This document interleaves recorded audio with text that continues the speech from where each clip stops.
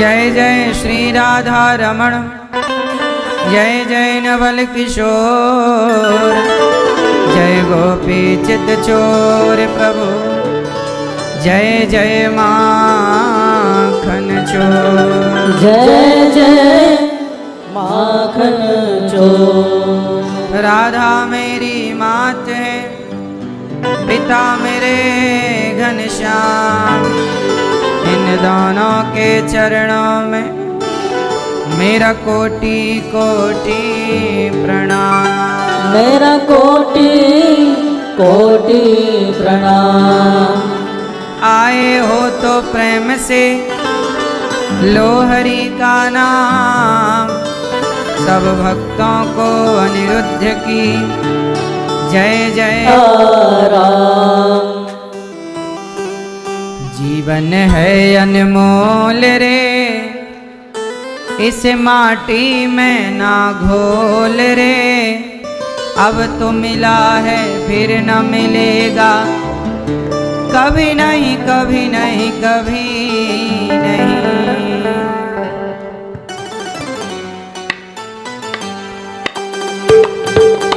जय हो। ताली सेवा करते हुए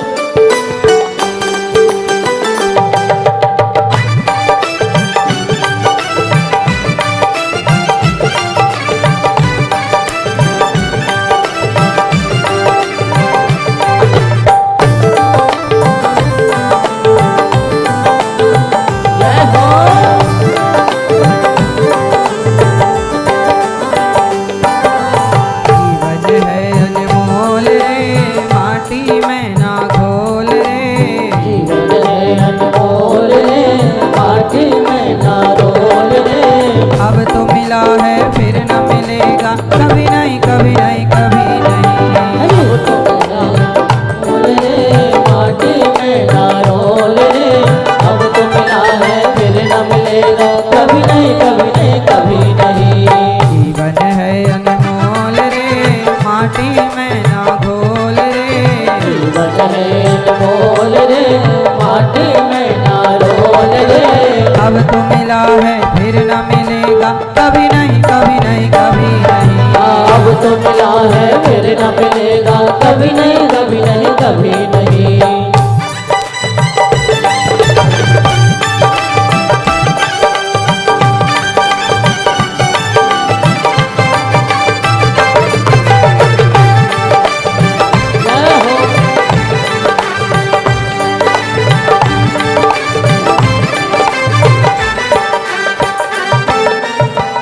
सत्संग में जाया कर, नाम प्रभु का गाया कर, तू सत्संग में जाया कर, नाम प्रभु का गाया कर, तू सत्संग में जाया कर, नाम प्रभु का गाया कर, सांझ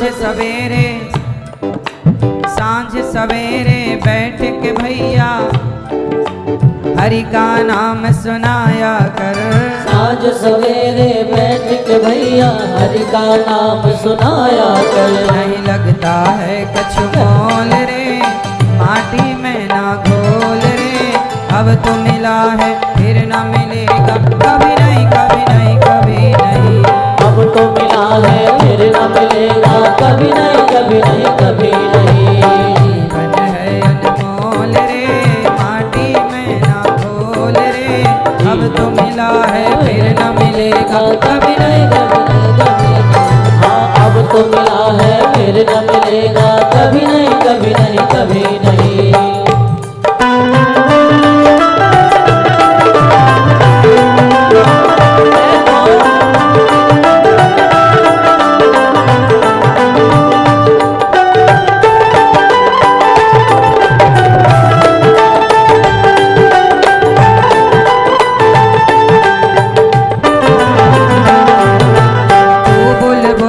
पानी का देखो, ये जीवन पानी के बुलबुले की तरह है, आज है ये जीवन कल होगा, इसकी गारंटी किसी के पास नहीं है।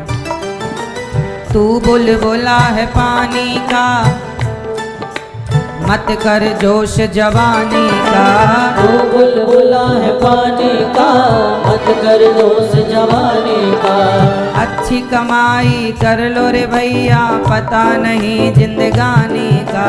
अच्छी कमाई कर लो रे भैया, पता नहीं जिंदगानी का। मीठा सबसे बोल रे, माटी में ना घोल रे। मीठा सबसे बोल रे, माटी में ना रोल रे। अब तो मिला है फिर न मिलेगा, कभी नहीं कभी नहीं कभी नहीं। अब तो मिला है फिर न मिलेगा, कभी नहीं कभी नहीं कभी नहीं। जीवन है अनमोल रे, माटी में ना घोल रे। जीवन है अनमोल रे, माटी में ना रोल रे। अब तो मिला है फिर न मिलेगा, कभी नहीं कभी नहीं कभी नहीं। अब तो मिला है फिर न मिलेगा, कभी नहीं कभी नहीं कभी नहीं।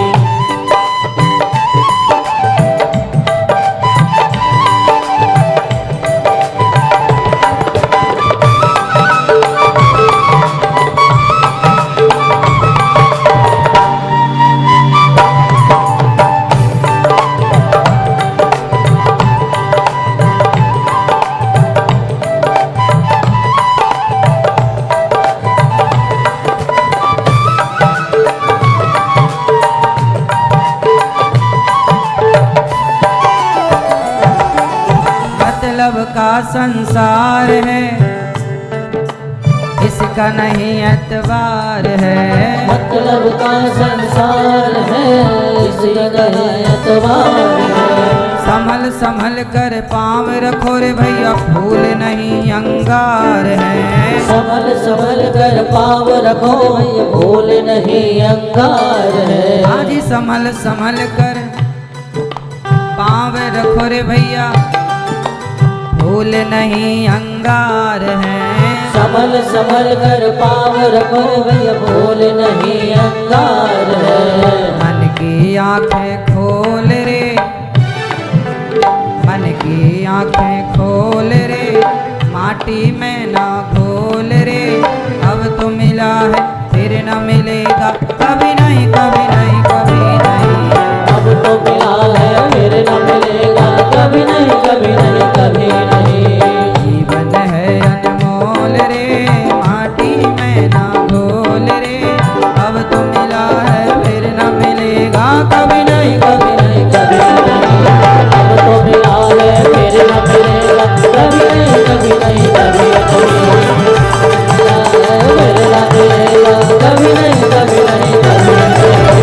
अब तो मिला है फिर न मिलेगा, कभी नहीं कभी नहीं कभी नहीं।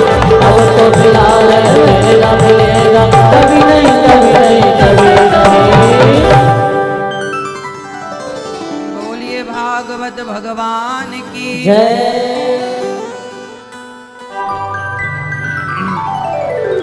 परम मंगलमय परात्पर अखिलेश्वर अखिल ब्रह्मांड नायक परात्पर परब्रह्म भगवान श्री कृष्ण की वांगमय प्रतिमूर्ति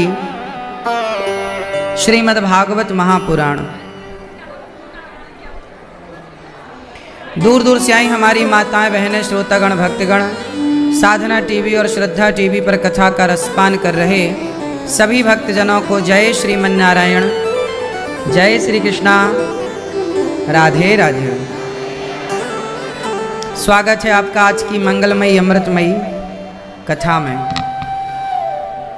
भगवान की करुणा से, भगवान की कृपा से हम भागवत जी की पावन कथा का रसपान कर रहे हैं और अपने जीवन को कृतार्थ कर रहे हैं। भगवान की कथा में आप सभी लोग बड़े प्रेम से कथा की गंगा में डुबकी लगाकर कथा का रसपान कर रहे हैं।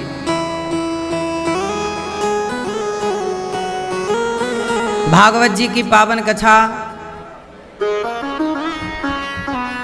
जो हम सब प्राणियों के कल्याण के लिए है, भागवत की कथा जो हर जीव के लिए है, ऐसी पावन कथा सुनने आप आए। यहाँ भागवत जी के पोथी पाठ भी हो रहे हैं।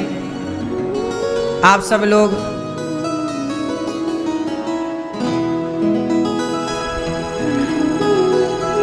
भागवत जी के पोथी पाठ यहाँ चल रहे हैं। आप सभी यजमान परिवार अपने कल्याण के लिए, अपने घर की सुख शांति समृद्धि के लिए भागवत जी का आयोजन करा रहे हैं। अभी 13 जनवरी से प्रयागराज की पावन धरती पर कथा है।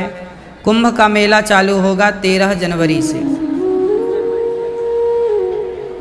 तो 13 जनवरी से प्रयागराज में कथा है। आप सब भी प्रयागराज, जो प्रयागराज वासी हैं, जो वहाँ के वासी हैं, आप भी आएँ और कथा की गंगा में डुबकी लगाएं।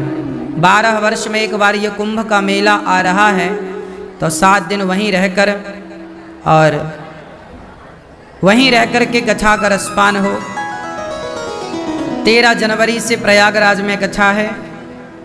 उसके बाद 20 जनवरी से यहीं भागवत जी का वृंदावन में पाठ है। भागवत जी के पोथी पाठ बैठेंगे। आप भी इस कुंभ के पावन अवसर पर, जब पूरी धरती का सबसे बड़ा पर्व चल रहा हो, तो आप भी अपने पितरों के नाम भागवत बिठा सकते हैं 20 जनवरी से। और इसके बाद फिर 1 फरवरी से फिर यहाँ भागवत जी के सुंदर कथा स्टार्ट होगी और भागवत जी के दरस परस करने का हम सबको अवसर मिलेगा।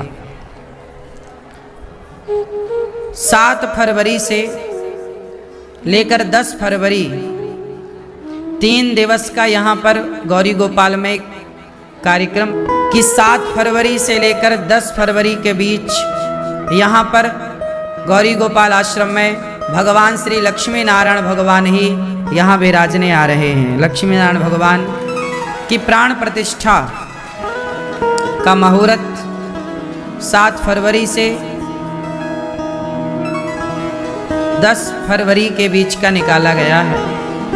10 फरवरी को यहाँ पर भगवान श्रीमन नारायण लक्ष्मी सहित यहाँ पर विराजेंगे और गौरी गोपाल भगवान जी की भी प्राण प्रतिष्ठा यहाँ पर होगी और भगवान 3 रूपों में यहाँ विराजेंगे। भगवान तो एक ही हैं, लेकिन उन एक के रूप 3 हैं। हमारे भगवान श्रीमन नारायण त्रेता में बने राम और द्वापर में बने कृष्ण, तो भगवान श्रीमन नारायण विराजेंगे और भगवान श्री राधा कृष्ण भगवान और भगवान श्री राम लक्ष्मण जानकी और जय बोलो हनुमान जाए ये दास। अभी गौरी गोपाल मंदिर में केवल भगवान की प्रतिष्ठा होगी।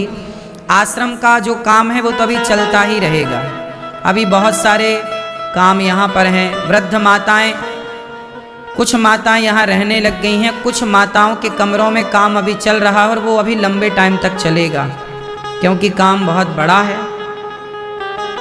काम चलता रहेगा, पर नीचे कथा होगी और ठीक इसी के ऊपर जो आप दर्शन करेंगे ना, वही मंदिर भगवान का रहेगा, यहीं ऊपर। तो आप सभी लक्ष्मी नारायण भगवान आएंगे तो आप भी आइएगा, दर्शन कीजिएगा। और देखिए प्रयाग में जब समस्त देवी देवता पूरी धरती में आ रहे हैं, उसी समय गौरी गोपाल भगवान विराज रहे हैं, लक्ष्मी नारायण भगवान विराज रहे हैं। कितना संयोग है। कहते हैं प्रयाग 13 जनवरी से कुंभ स्टार्ट हो रहा है। ये देवताओं का सुबह होती है, सूर्य उत्तरायण होते हैं। मकर संक्रांति से सूर्य भगवान क्या होते हैं? उत्तरायण। इसके बाद सूर्य उत्तरायण होने के बाद कुंभ स्टार्ट हो रहा है 12 साल में एक बार। तो सारे देवी देवता धरती की ओर बढ़ेंगे और जब धरती की ओर बढ़ेंगे तो देखिए भगवान लक्ष्मी नारायण जी को पहले पता था हम और आप क्या प्लानिंग कर सकते हैं। ये मैंने प्लानिंग नहीं की, ये संयोग है कि भगवान नारायण को लगा कि प्रयागराज तो जा ही रहे हैं, चलो वहीं से गौरी गोपाल होते हुए वहीं विराजेंगे। तो प्रभु पहले प्रयाग स्नान करेंगे, फिर आकर के गौरी गोपाल में विराजेंगे और फिर वही यहाँ के सारे कार्य को संचालित, जो अभी भी वही गौरी गोपाल भगवान कर रहे हैं, आगे भी वही करेंगे। तो भगवान का यह दिव्य मंगलमय कार्यक्रम की रूपरेखा हमने आपको सुनाई। अभी ये गौरी गोपाल भगवान विराजे हैं, सामने आपने दर्शन किया होगा। ये गौरी गोपाल भगवान है। गौरी मतलब राधा, गोपाल मतलब कृष्ण। ये कैलेंडर है आपके लिए, आप चाहें तो प्राप्त कर सकते हैं। सारी तिथियों का इसमें वर्णन है। कंफ्यूजन खत्म हो जाएगी एकादशी वाली, अन्य त्योहारों की भी। तो ये गौरी गोपाल भगवान जो विराजे हैं, गौरी मतलब राधा, गोपाल मतलब, कुछ लोग कंफ्यूज होते हैं कि गौरी मतलब तो पार्वती होता है। गौरी शंकर सीताराम, पार्वती शिव सीताराम। तो गौरी मतलब तो पार्वती होता है। हाँ, गौरी मतलब पार्वती भी होता है, गौरी मतलब राधा भी होता है, और गौरी मतलब सीता भी होता है। आपको एक बात बता दूं, कंफ्यूजन आपको कभी ना हो। हमारे यहाँ राधा जी के 1000 नाम हैं। श्री कृष्ण के कितने नाम हैं? गोपाल सहस्त्र नाम में 1000 नाम गोपाल जी के। कृष्ण विष्णु सहस्त्र नाम में भगवान विष्णु के 1000 नाम। ललिता सहस्त्र नाम में माँ ललिता के 1000 नाम। राम सहस्त्र नाम में राम जी के 1000 नाम। ऐसे ही राधा जी के 1000 नाम हैं। कितने नाम हैं? उन 1000 में एक नाम है गौरी। राधा जी का नाम क्या है? बोलो।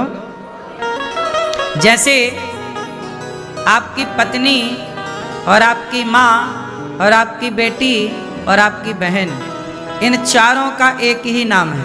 बताओ कौन सा? आपकी माँ, आपकी पत्नी, आपकी बहन और आपकी बेटी, इन चारों का एक ही नाम है। बताओ कौन सा? बोलो। इन चारों का एक ही नाम है लक्ष्मी। क्या नाम है? माँ मतलब लक्ष्मी, पत्नी मतलब पत्नी आई मतलब लक्ष्मी आई, बेटी आई मतलब, और बहन आई मतलब। जैसे 4 रिश्ते हैं, चारों रिश्ते अलग अलग हैं, लेकिन चारों का नाम ऐसे ही सीता, राधा, पार्वती, लक्ष्मी, ये व्यवहार में अलग अलग हैं, पर इन सभी का एक नाम लक्ष्मी तो है, इन सभी का एक नाम गौरी भी है। इन सभी का एक नाम गौरी है। पार्वती माँ का नाम भी गौरी है और राधा जी का नाम भी गौरी है। तो गौरी, राधा जी के 1000 नाम से एक नाम निकाला हमने, हमारे गुरुदेव भगवान ने गौरी। और भगवान श्री कृष्ण के 1000 नाम में एक नाम है गोपाल। क्या नाम है? तो गौरी राधा जी के 1000 नाम से निकाला और गोपाल कृष्ण जी के 1000 नाम से निकाला, तो क्या बन गया? गौरी गोपाल। हम सब पर करुणा करने के लिए आ रहे हैं। आप लोग दर्शन करेंगे। बहुत सुंदर स्वरूप प्रभु का, बहुत सुंदर छोटा सा मंदिर, छोटा सा, बहुत बड़ा मंदिर नहीं, बहुत बड़ा मंदिर नहीं, एक छोटा सा स्वामी भगवान जी का स्वरूप है और सुंदर सा दरबार है। तो भगवान की ये सुंदर सी रूपरेखा मैं नहीं बनाता, स्वयं भगवान बनवा लेते हैं। एक बात बताएं, भगवान को जहाँ जिस रूप में जाना होता है, भगवान वहाँ पहुँच ही जाते हैं। वो अपना खुद करते हैं सब काम, उनकी कोई सेवा नहीं कर सकता, उनका कोई कुछ नहीं कर सकता, वो अपने से सब बनाते हैं। उन्हें जैसे मंदिर में रहना होता है वो वैसा मंदिर बनवा लेते हैं। अब ये हमारे गोपाल जी हैं, इन्हें जैसे कपड़े पहनना होता है खुद से बुलवा लेते हैं, अर्थात किसी भक्त को प्रेरणा दे देते हैं, आप लोग लाके दे देते हैं। इन्हें जो चाहिए वो अपने से खुद कर लेते हैं। इसलिए ना सब कुछ काम भगवान ही करते हैं, हम तो निमित्त बन के सब करते रहते हैं। हमें ऐसा लग जाता है कि हम जी कर रहे हैं, हम कर रहे हैं, पर भगवान को क्या। अब देखो 2020 में जब गौरी गोपाल भगवान विराजे, तो मैंने एक जगह भगवान श्री कृष्ण का विग्रह बनाने के लिए ऑर्डर दे रखा था और वो ऑर्डर आ भी गए। लेकिन जब वो प्रतिमा आई तो वो प्रतिमा ऑलरेडी कपड़े पहने हुए थी। मतलब ऐसी भी प्रतिमाएं मिलती हैं ना जिनको आप कपड़े नहीं पहनाते, ऑलरेडी पेंट कर देते हैं तो वो कपड़े पहने से लगते हैं, है ना। तो वो वाली प्रतिमा आ गई। अब यहाँ पर हमारा क्या भाव है कि भगवान ऐसे हों जिनको अपन कपड़ा पहनाएं, श्रृंगार करें, तो एक अटैचमेंट होता है ना भगवान से कि आज हमने इस कलर के कपड़े पहनाए, इस कलर की पगड़ी पहनाई। अब वो भगवान जो थे ठाकुर जी उनके कपड़े पहनाए थे। अब क्या करें। और अब ऑर्डर हमने दिया था पर हमें समझ थी नहीं इन चीज़ों की। बाद में पता चला, अच्छा हमें ये लगा कि भगवान जी राधा कृष्ण भगवान आप भेज दीजिएगा। हमें ज्ञान था नहीं, शुरुआती थी, जीवन का कोई अनुभव था नहीं, तो हमने कहा भाई भेज देना। उन्होंने वो कपड़े पहनाने वाले, मतलब पहनाए कपड़े वाले भेज दिए। हमने कहा, मैंने कहा श्रृंगार कैसे करेंगे, इन्हें कपड़ा पहनाएंगे तो अजीब लगेगा और फूला फूला श्रृंगार ठीक से होगा नहीं। फिर अब प्रतिष्ठा होनी है कल, और आज ही पता चला कि भगवान जी कपड़े पहने हुए। फिर देखिए कि जो गौरी गोपाल भगवान विराजे हैं, अर्थात ये जो हैं, ये गौरी गोपाल भगवान एक दिन पहले, ये टीवी पे आप देख लो इनका दर्शन, ये गौरी गोपाल भगवान है। जब एक दिन बचा तो जयपुर में फोन लगाए कि भाई कल प्रतिष्ठा है और हमें जो सेवा के लिए ठाकुर जी चाहिए वो मिल नहीं पाए, नहीं बनाई, पेंटिंग कर दो आप। तो वो फिक्स में क्या है, अपने से बनाओ, अपने से मोर लगाओ, मोर पंख लगाओ, अपने से मोती लगाओ, अपने से इसी को कहते हैं सेवा। क्या बोलते हैं, सेवा वाली मूर्ति, प्रतिमा ऐसी हो जिनको आप कपड़े पहनाए, लोग सेवा ना करनी पड़े इसलिए पहनाए वाले कपड़े ले आते हैं। समझ रहे हो ना आप, पहने हुए कपड़े कि कौन रोज रोज करेगा, आलसी तो है ही आदमी, तो भगवान की सेवा से बचना चाहता है। तो फिर लक्ष्मी नारायण भगवान हमने बोले कि हमें ऐसे चाहिए और ऐसे आप बनाइए। फिर उन्होंने तैयारी की, मैं अपडेट लेता रहा कितनी तैयारी हुई, क्या हुआ। इस तरह से भगवान जी की तैयारी अभी भी चल ही रही है, अभी भी प्रभु तैयार हो ही रहे हैं। कुल मिला के आप जो देखते हैं ना, उसके पीछे एक लंबी प्लानिंग होती है, लंबा कार्यकाल होता है। बनने के बाद चीज़ एक दिन में सब दिख जाता है, लेकिन वो एक चीज़ एक दिन में जो दिखी है वो उसको लंबा प्रोसेस लगा है, लंबा टाइम लगता है। हर छोटी छोटी चीज़ों को ध्यान से देखना पड़ता है। और भगवान को आना है तो आना ही है। अभी जब वो लक्ष्मी नारायण भगवान विराजेंगे, जब तैयार होगा तो आप देखना, आपको देखने के बाद ऐसा लगेगा कि आप बैकुंठ में ही खड़े हैं, आपको बैकुंठ की अनुभूति होगी। आगे प्रभु इच्छा है, हमारा और आपका प्रयास तो यही रहता है। तो भगवान जी का जो स्वरूप है, बहुत ही सुंदर स्वरूप में ठाकुर जी आ रहे हैं। और मुस्कुराते हुए, भक्तों के लिए मुस्कुराते हुए ठाकुर जी आप सबकी होंठों पे मुस्कान भरने के लिए आ रहे हैं, आप सबके जीवन का कल्याण करने के लिए। लक्ष्मी माँ खुद आ रही हैं ताकि आपके जीवन में माँ लक्ष्मी की कृपा बनी रहे, खूब धन धान्य की कृपा हो।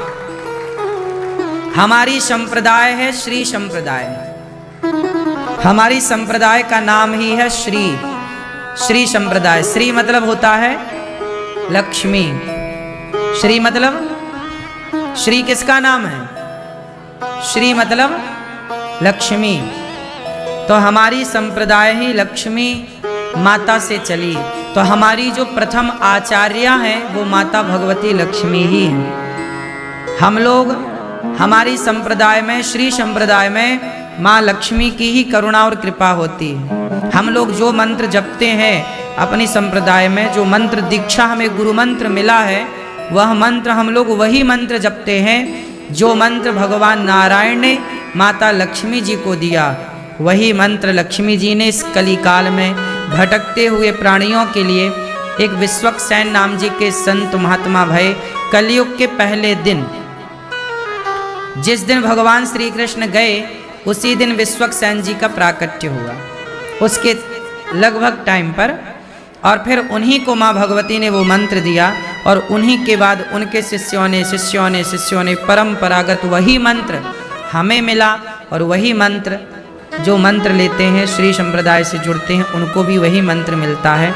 तो इस संप्रदाय में लक्ष्मी माँ की बड़ी करुणा होती है, बड़ी कृपा होती है। इस संप्रदाय का मंत्र जपने वाला, हमारी संप्रदाय में हमारे जो इष्ट हैं ना, वो भगवान श्रीमन नारायण होते हैं। हमारे इष्ट कौन होते हैं? भगवान श्रीमन नारायण। नारायण हमारे पिता हैं और लक्ष्मी हमारी माता है। हम लोग कभी राम में, कृष्ण में और नारायण में कभी कोई भेद नहीं मानते, कोई भेद नहीं समझते। जो राम है वही कृष्ण है और वही वो श्रीमन नारायण। तो हम लोग राम रूप की पूजा भी करते हैं, कृष्ण रूप की पूजा भी करते हैं और नारायण रूप तो प्रधान है ही। कोई भेद ना मानते हुए ही समाज को यह मैसेज देने के लिए कि इनमें कोई भेद नहीं है, हम तीनों को एक माने, इसलिए एक ही मंदिर में तीनों विराजमान हो रहे हैं। ऊपर देखेंगे आप, ऊपर जाके दर्शन करिए, 3 स्थान बनाए गए हैं और तीनों एक साथ हैं। तो आप सभी ठाकुर जी का जब आपको समय मिले आप आइएगा दर्शन करने के लिए लक्ष्मी नारायण भगवान के, गौरी गोपाल भगवान के।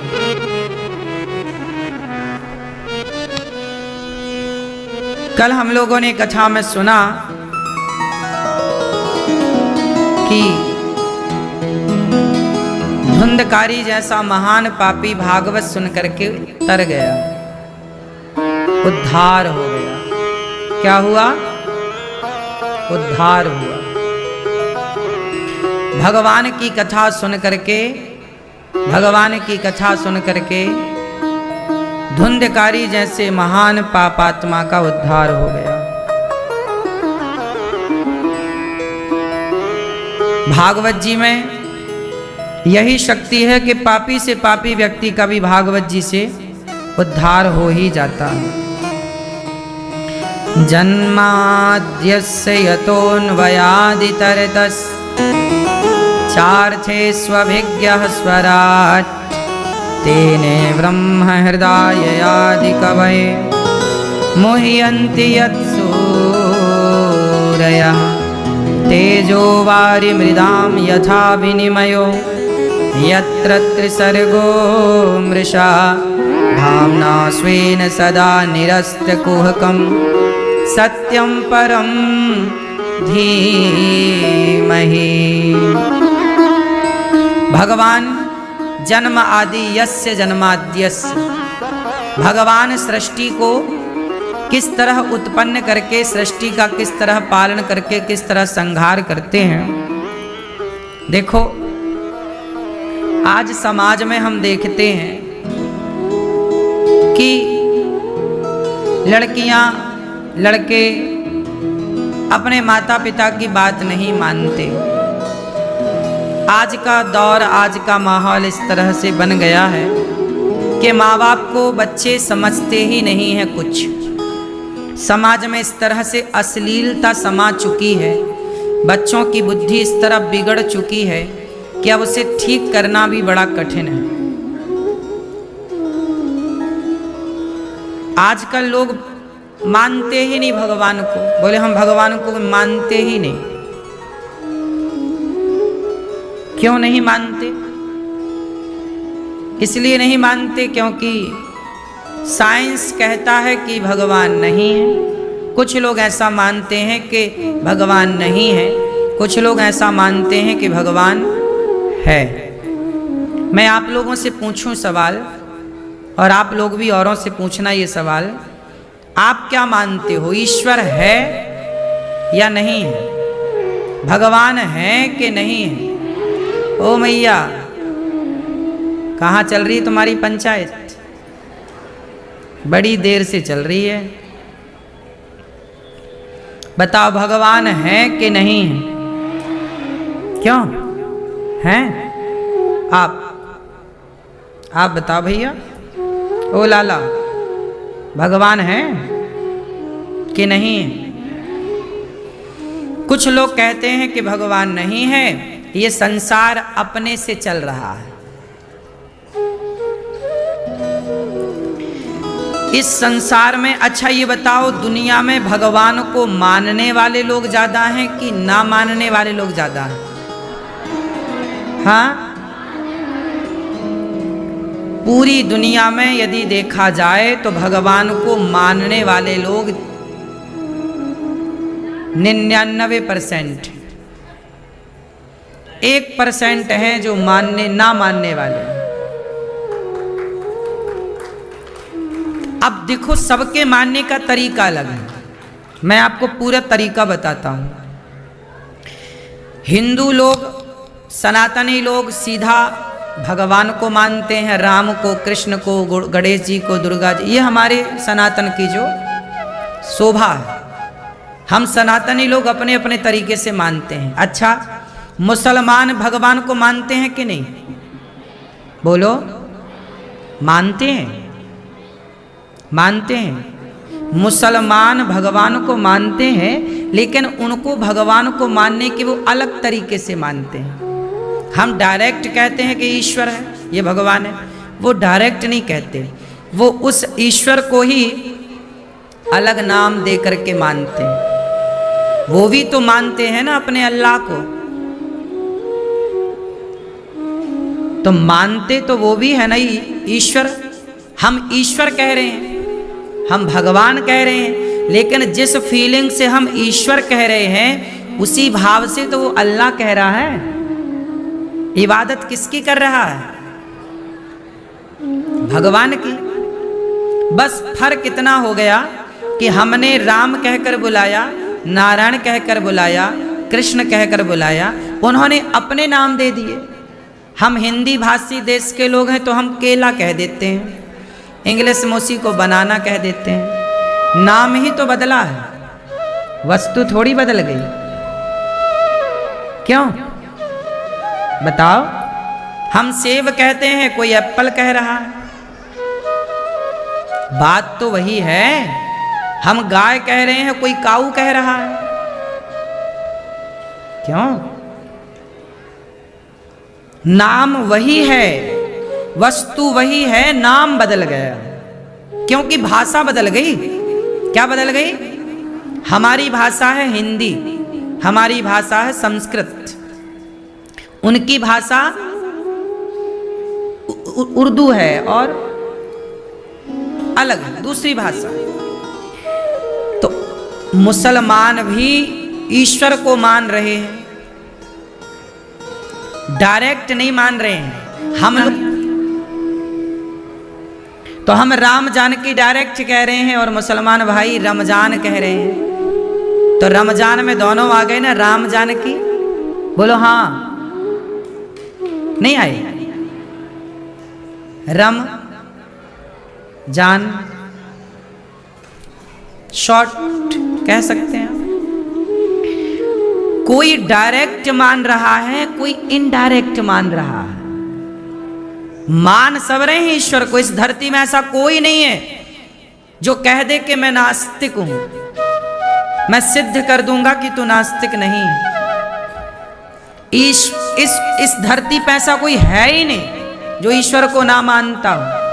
तरीके अलग अलग हैं। जैसे ईसाई भी भगवान को मानते हैं। बोलो हाँ कि ना? हम राम को, कृष्ण को मानते हैं, मुसलमान अल्लाह को मानता है और ईसाई यीशु को मानता है। गॉड क्या कहते हैं ईसाई लोग? ओ माई गॉड। गॉड मीन्स कौन है धरती पर जो गॉड को नहीं मान रहा है? उस गॉड की अपनी अपनी सबकी परिभाषाएं हैं।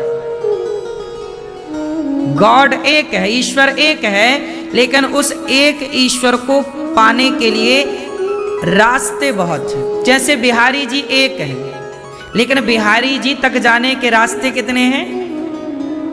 बोलो।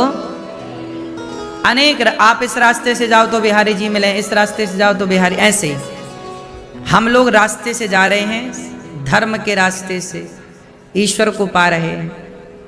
वो लोग अपने अपने रास्ते बनाए हैं कि हम इस रास्ते से जाएंगे। मान सब रहे हैं, कोई सामने से मान रहा है, कोई छिप छिप के मान रहा है।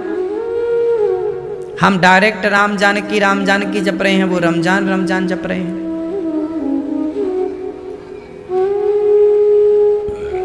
ईसाई God means GOD, God. G for generator, O for operator, D for destroyer. तीनों को मिलाया तो गॉड बना। G फॉर जनरेटर कौन? सृष्टि उत्पन्न कौन करता है? Brahma ji. G for generator Brahma, O for operator Vishnu, D for destroyer भगवान शंकर। सृष्टि उत्पन्न करने वाले ब्रह्मा, पालन करने वाले नारायण। कहने में शर्म किसी को लग रही हो, डायरेक्ट राम राम ना बोल रहे हो, पर इनडायरेक्ट सब उसी राम का ध्यान कर रहे हैं, उसी परमात्मा को याद कर रहे हैं। कौन है इस धरती पर जो गॉड को ना जानता और ना मानता हो? क्यों भाई साहब? गॉड का फुल फॉर्म क्या है? ब्रह्मा विष्णु, और हमारे यहां शिव संहार के प्रतीक हैं, विष्णु सृष्टि पालन करने के प्रतीक हैं, और ब्रह्मा सृष्टि करता, उत्पन्न करता, जनरेटर, ऑपरेटर, डिस्ट्रॉयर। हाँ या ना? हमारे यहां भी तीन शक्तियां तो पूज रही हैं, ब्रह्मा विष्णु, हम भी तो वही पूज रहे हैं। कोई नहीं है इस धरती पर जो ये कह सके कि मैं ईश्वर को नहीं मानता। कैसे नहीं मानते? तुमको सीधा कहने में शर्म आ रही है बस। मान तो तुम भी रहे हो, पर कहने में लाज आ रही है, इसलिए तुम कह रहे हो जी हम नास्तिक हैं। चलो बात करते हैं वैज्ञानिकों की। साइंस कहता है जी हम ईश्वर को नहीं मानते। अच्छा, नहीं मानते ईश्वर को, तो ये बताओ, आप तो ये मानते हो ना, विज्ञान की थ्योरी कहती है कि वस्तु है तो बनाने वाला कोई है। तो यदि वस्तु है तो बनाने वाला कोई है, तो बताओ ये संसार यदि है, नदियां हैं, समुद्र है, माटी है, पत्थर है, पक्षी है, पशु है, तो कोई तो होगा ना इसे बनाने वाला। अपने से कैसे बनेगा? बोले नहीं जी अपने से बनता है। बोले गाय को चारा खवाओ, अपने से दूध निकलता है। यदि अपने से चारा खिलाने से दूध निकलता है तो बैल को चारा खवाओ, बैल के कहां दूध निकलता है? यदि सारा अपने से ही हो रहा है तो फिर बैल भी दूध दे, क्यों? पर सिस्टम ईश्वर ने कहां फिट किया है? गाय में। आपकी मां, भाई स्त्री ही तो मां बन सकती है, पुरुष कहां मां बनता है? स्त्री के ही तो पेट में बच्चे को रहने की जगह है, पुरुष के पेट में कहां जगह है? बोलो। स्त्री भी दाल रोटी खा रही है, पुरुष भी दाल रोटी खा रहा है, लेकिन स्त्री के पेट में बच्चे को रहने की जगह है और पुरुष के पेट में बच्चे को रहने की जगह कोई है ना जिसने जगह बनाई है आपके भीतर। यदि यूं ही बन जाता अपने से सब, तो पुरुष भी फिर थोड़ी बहुत जगह पा लेता।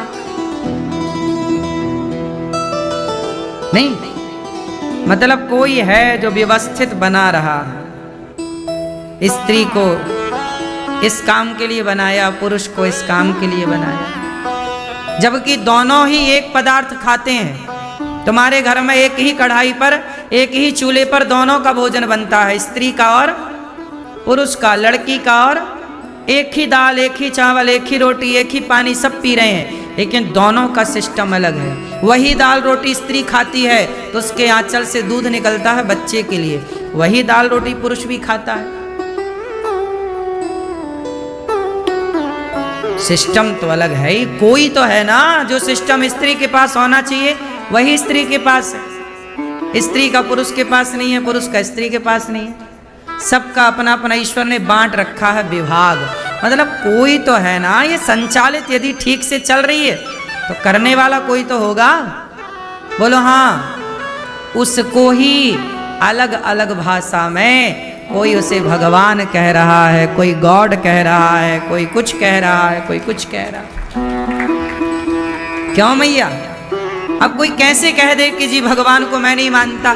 जो कहता है कि मैं ईश्वर को नहीं मानता उसे मेरे पास लेकर आओ। तू नहीं मानता तो मेरे से मिल, मैं तुझे बताऊंगा कि तू कैसे नहीं मानता। तू जैसे मानेगा वैसे मनवाऊंगा। बता क्यों क्यों नहीं मानता? जितने लोग कह रहे हैं ना कि मैं ईश्वर को नहीं मानता, ये महामूर्ख हैं। ये वो लोग हैं शुतुरमुर्ग। कौन है ये शुतुरमुर्ग? क्या होता है? उसके सामने कोई खतरा आ जाए तो वो अपनी आंखें बंद कर लेता है, जमीन में गाड़ लेता है, मुंह बोले हमें तो दिख ही नहीं रहा खतरा।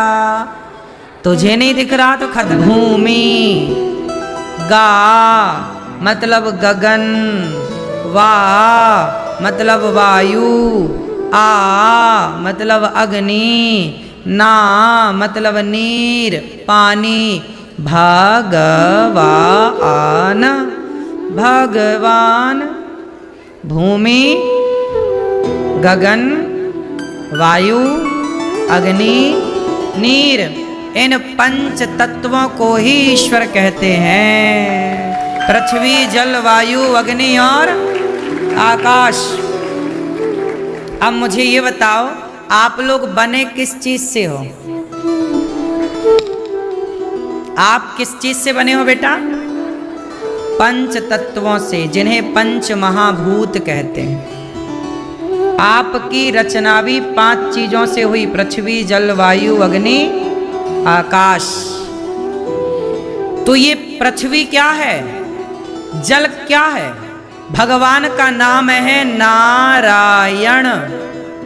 क्या नाम है? नार। नार किसे कहते हैं? नार किसे कहते हैं? नार कहते हैं जल को, पानी को। किसे कहते हैं? नारायण। नार में जो शयन करें वो नारायण है, जल में जो शयन करें उनका नाम। तो भगवान, ये ईश्वर का एक नाम है निराकार। क्या है? लोग कहते हैं निराकार, निराकार नहीं, उसका असली नाम है निराकार। नीरा मतलब नीर, पानी का आकार। जैसे पानी का कोई आकार नहीं है, ऐसे ईश्वर भी निराकार है, नीर की तरह है, जल की तरह है, कोई आकार नहीं। तो सवाल खड़ा हुआ कि ईश्वर यदि निराकार है तो फिर ये राम का आकार कहाँ से आया? फिर ये कृष्ण का आकार कहाँ से आया? फिर ये हनुमान जी का आकार कहाँ से आया? यदि ईश्वर निराकार है तो फिर आकार कहाँ से आया? अच्छा बताओ, पानी निराकार होता है कि नहीं? हाँ या ना? लेकिन पानी को हमने कटोरी में भरा और फ्रिज के भीतर रख दिया, क्या बना? क्या बना? बर्फ बन गया। पानी क्या बना फ्रीजर में? अब बताओ, पानी तो निराकार था पर बर्फ आकार है कि निराकार है? बोलो, बर्फ निराकार है कि आकार है? बर्फ का तो एक आकार होगा, गिलास में भर के रखोगे तो गिलास के आकार का होगा, कटोरी में भर के रखोगे तो कटोरी का, मतलब बर्फ का कोई तो आकार होगा। पानी का आकार नहीं होता, लेकिन पानी और बर्फ में कोई अंतर भी तो नहीं होता। तत्व की दृष्टि में, व्यवहार की दृष्टि में तो पानी बर्फ दो हो गए, लेकिन तत्व की दृष्टि में तो जो पानी है वही बर्फ है और जो बर्फ है वही पानी है। उसी तरह जैसे पानी निराकार है पर बर्फ का आकार है, उसी तरह भगवान निराकार होते हैं पर जरूरत पड़ने पर भक्तों पर संकट आए तो वह निराकार साकार बनकर भक्तों के लिए कभी नरसिंह बनकर खंबे से प्रकट होते हैं, तो कभी राम बन करके अयोध्या में प्रकट होते हैं, तो कभी कृष्ण बन करके मथुरा में प्रकट होते हैं, कभी वामन बन करके राजा बलि के द्वार पर भिक्षा मांगने चले जाते हैं, तो कभी मोहिनी बन करके समुद्र मंथन का बंटवारा, अमृत का बंटवारा करने मोहिनी बन जाते हैं। जरूरत पड़ी ना तो राम बन गए, कृष्ण बन गए, नरसिंह बन गए, वामन बन गए, कछुआ बन गए, कच्छप भगवान। बोलो हाँ। तो भगवान साकार भी है और सगो नहीं अगो नहीं, नहीं कछु भेदा। अब बताओ तो पृथ्वी जल कौन है? जल कौन है? ईश्वर। पानी पीते हो ना, पानी भगवान है। वायु लेते हो ना, ऑक्सीजन, वायु कौन है? वही ईश्वर का स्वरूप है। तो ईश्वर का स्वरूप है नहीं है, इसलिए कोई नहीं कह सकता कि मैं ईश्वर को नहीं मानता। कोई कहे तो वो मूर्ख है। इसलिए आप लोग भी मूर्खों से माथा पच्ची ना किया करो। कई बार आपका मूर्खों से पाला पड़ जाता है। वो कहता है जी भगवान है तो बताओ। अरे अब तुम मूर्खों को क्या बताएं? बताओ कि 5 तत्वों में पंच तत्व के रूप में ईश्वर समाया है। अब बताओ, मिट्टी और घड़ा ये 2 हैं कि 1 है? मिट्टी और घड़ा। बोलो घड़ा, बोलो मिट्टी। 2 हैं कि 1? मिट्टी प्लस घड़ा बराबर 2 की 1 हुआ। मिट्टी ही तो घड़ा है। घड़े का अपना कोई स्वरूप है? घड़े का अपना कोई अस्तित्व है? एक आकार को घड़ा कहा गया है। मिट्टी का एक आकार है गोल, उसे क्या बोला? उसी का पेट बड़ा हुआ, मुंह पतला हुआ, बोल दिया सुराही। हाँ या ना? हम लोग मेला जाते थे बचपन में तो माटी की चक्की मिलती थी, चक्री ऐसे। ए भैया मिट चक्की दे दे। हम लोग बच्चे खेला करते थे उसमें। क्या है वो? क्यों, कितने लोगों ने चक्की में खेले हैं? वो छोटे मेला में मिलती थी, मेला। पुराने जमाने में, अब नहीं मिलती वो, अब नहीं मिलती बाजार में। हमारे टाइम पर मिलती थी मेलों में। चंडी हो, मेला हो, चक्की ले आते थे, साल भर बचा के रखते थे, खेलते थे उसमें। हाँ या ना? पुत्रा पुतरियां, पुत्रा पुतरियां जानते हैं? नहीं, नहीं जानते होंगे। चलो, तो मिट्टी के ही नाना प्रकार के बर्तन होते हैं, नाना प्रकार के खिलौने होते हैं, नाना प्रकार की आकृतियां हैं, पर है सब में क्या?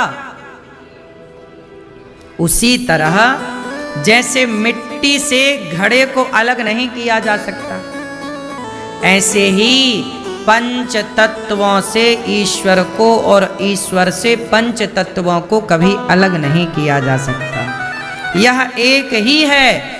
अब आप कहो जी कि भगवान है तो दिखाओ। भाई साहब ये बताओ, एक आदमी बोला गुरुजी के, गुरुजी भगवान है तो जरा दिखाओ गुरुजी। आप कह रहे थे कि भगवान है, दिखाओ। गुरुजी बोले बेटा ये दिखाने का विषय नहीं है। नहीं नहीं गुरुजी, आप बोले थे कि दिखाओ, हैं तो दिखाओ। गुरुजी ने कहा बेटा चक्कर में ना पड़, ये भक्ति करेगा तो अनुभव होगा। नहीं गुरुजी भगवान है तो दिखाओ। गुरुजी को आई गुस्सा, गुरुजी ने एक थप्पड़ जमाया गाल में, चटाक। अरे गुरुजी क्या कर दिया, बड़ा दर्द हो रहा है। गुरुजी बोले दर्द हो रहा है तो बता, दर्द दिखा जरा मुझे। बोले गुरुजी दर्द कैसे दिखाएं। अरे गुरुजी बोले कोई दर्द वर्द नहीं हो रहा होता तो दिखाता ना, दिखा अपना दर्द, कहाँ दर्द हो रहा। अरे बोले गुरुजी दर्द कैसे दिखाएं। गुरुजी बोले दर्द नहीं हो रहा। बोले हो रहा है। जैसे दर्द होता है दिखाया नहीं जा सकता, दर्द का अनुभव किया जा सकता है, उसी तरह ईश्वर भी दर्द की तरह है, अनुभव किया जा सकता है, दिखाया नहीं जा सकता। जैसे दर्द को आप फील कर सकते हैं, अनुभव कर सकते हैं, दर्द को दिखा थोड़ी सकते हैं। किसी के कमर में दर्द है, सिर पे दर्द है, पीठ में दर्द है, हाथ में दर्द है, दिखाया थोड़ी जाएगा। क्यों मैया, दर्द दिखता है क्या? तो नहीं दिखने से क्या ये मान लें कि नहीं होता? बोलो, दर्द होता है पर दिखाई उसी तरह ईश्वर है, दिखाए नहीं जा सकते। दर्द का अनुभव किया जा सकता है, ईश्वर का भी अनुभव भक्ति करके अनुभव किया जा सकता है।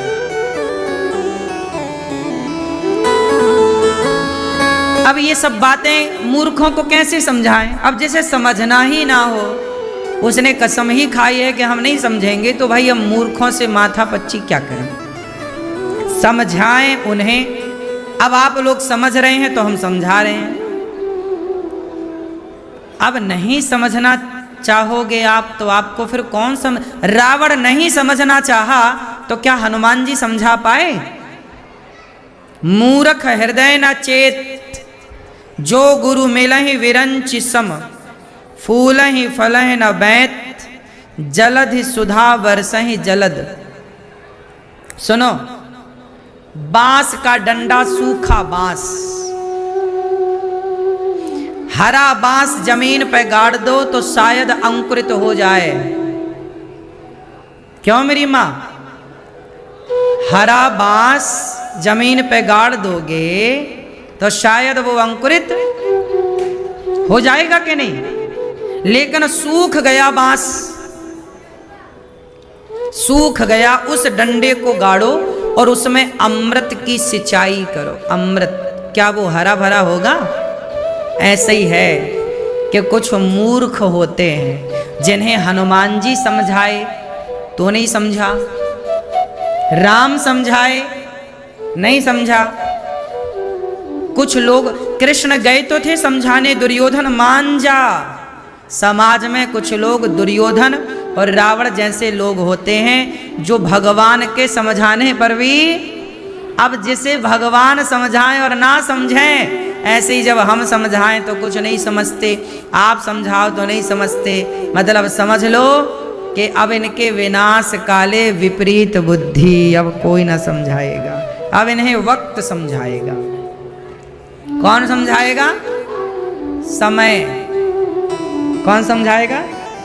गुरु भी समझाते हैं और समय भी समझाता है। फर्क इतना है कि गुरु समझाकर इम्तिहान लेते हैं और समय इम्तिहान लेकर के सिखाता है। सिखा तो देखो, समझ तो फिर सब गए, रावण भी समझ गया आखिरी में, तब ना रावण के मुंह से राम निकला। रावण ने मरते समय क्या बोला? राम। कब समझा? अंत। कौन बचा जो नहीं? दुर्योधन भी समझा। कब? अंत। अंत में समझोगे ना तो अंत ही होगा। इसलिए आदि समझ लो, मतलब पहले समझ लो, आदि और अंत तो पहले ही समझ लो ना भैया। जो हम समझा रहे हैं कहीं देर ना हो जाए। क्यों मैया, क्या बोलती तू?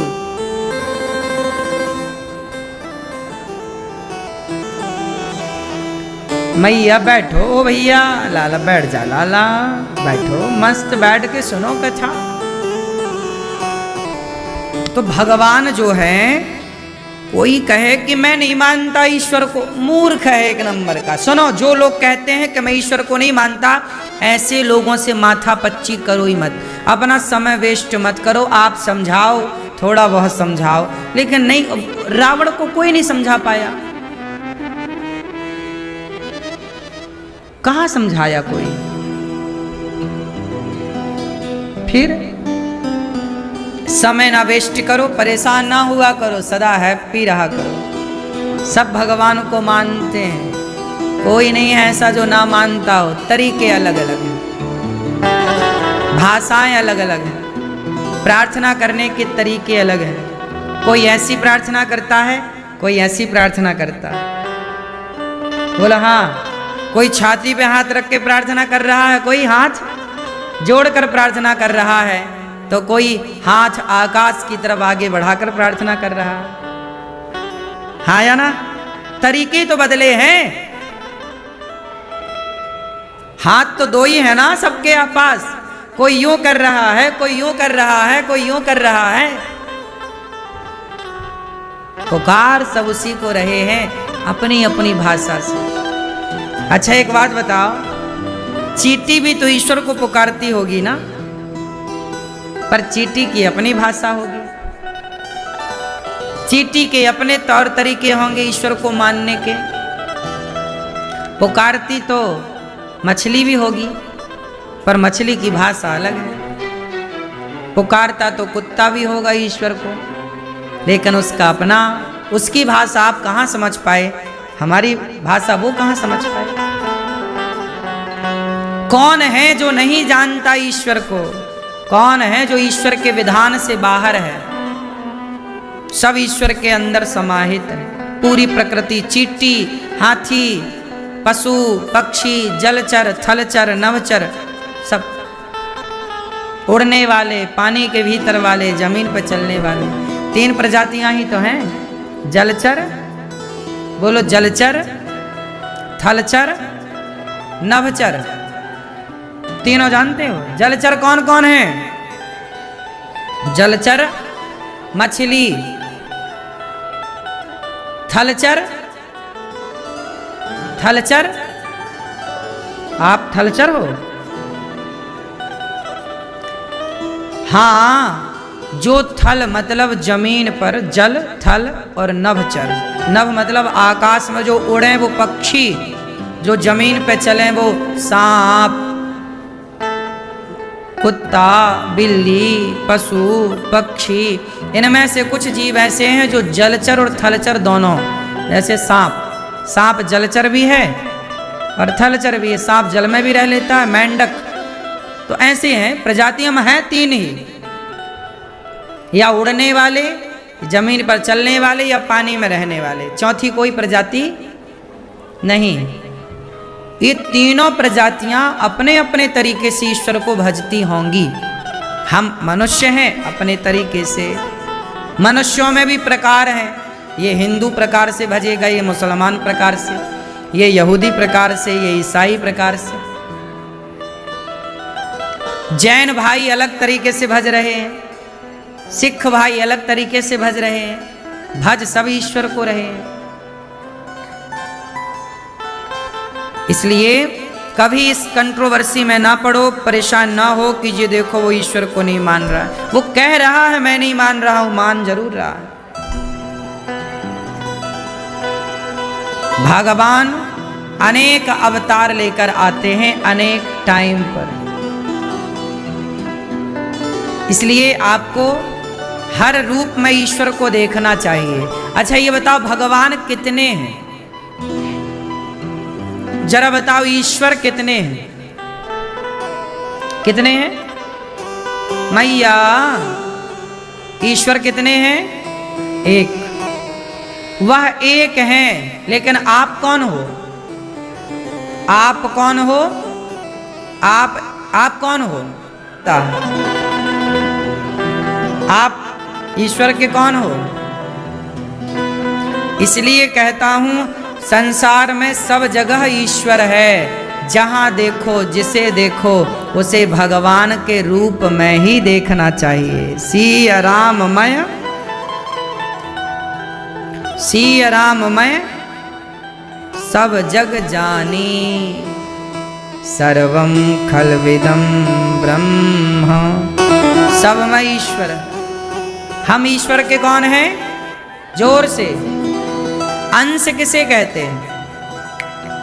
आओ अब अंश जानते हैं। जैसे गंगा बह रही है गंगोत्री से गंगा सागर तक, लेकिन आप गए और एक बोतल पानी भर लिया गंगा जी का।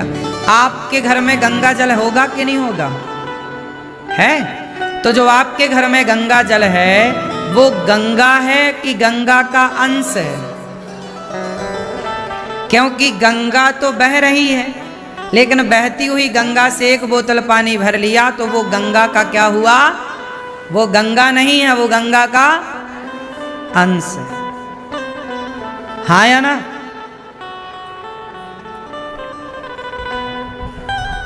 तो वो बोतल में भरा पानी अंश है, और जो गंगा बह रही है वह कौन है? वह अंशी है। अंशी का अंश होता है, अंशी का अंश होता है। तो ईश्वर है अंशी और हम हैं उस ईश्वर का अंश। हम ईश्वर से ही निकले हैं। जैसे गंगा का पानी भले आपके घर में बोतल में भरा है, पर वो निकला गंगा से ही है। ऐसे आप, चींटी, हाथी, कुत्ता, मछली, बिल्ली सब ईश्वर से ही निकले हैं, सब ईश्वर से। जैसे घड़ा, सुराही, खिलौना मिट्टी का, सब निकले कहाँ से हैं? मिट्टी से, बने तो मिट्टी से। उसी तरह हम सब ईश्वर की माटी से बने हैं। किसकी माटी से बने हैं? ईश्वर की। ईश्वर की ही मिट्टी लगी है हमारे भीतर, इसलिए हम ईश्वर के अंश हैं। जैसे कोई निधि वन जी से रज उठाकर ले गया अपने घर, और उसने एक कपड़े पर वृंदावन की रज उठाई और रज रख दी। अब जब भी, अब ये बताओ कि रज आपके घर पर है, पर वो रज किसका अंश है? वृंदावन का अंश है कि नहीं? बोलो हाँ। भले वो आपके घर पर है, पर जब भी देखोगे तो कौन दिखाई पड़ेगा उस रज में? वृंदावन। यदि देखने की नजरिया तुम्हारी है तो उस मिट्टी को जब भी देखोगे तुम्हें उस मिट्टी में ही वृंदावन का दर्शन हो जाएगा। बस देखने की दृष्टि होगी पवित्र तो। हाँ या ना? अच्छा एक बात बता, जब आदमी मर जाता है तो उस मरे हुए आदमी का ना कोई रुमाल भी होता है ना, तो लोग उसके रुमाल को रख लेते हैं, और जब भी उसके उस रुमाल को देखते हैं तो उसकी याद आ जाती है, नहीं आती? हाँ या ना? आज भी हमारे भारत के ना जाने कितने चिड़ियाघरों में पुरानी तलवारें, पुराने कपड़े राजाओं के दिखाए जाते हैं कि देखो, जब आप उसको देखते हैं तो उसकी याद आती है कि ये अच्छा बोलो हाँ कि ना? ऐसे ही जब इस वस्तु को देखने से उस वस्तु की याद आती है, तो आपको देखने से किसकी याद आनी चाहिए? कि आपको बनाया जिसने है। आप इतने सुंदर हैं तो आपको बनाने वाला कितना सुंदर होगा। इसलिए जहाँ भी दृष्टि जाए वहाँ से दृष्टि निकलकर उसमें चली जाए जिसने आपको।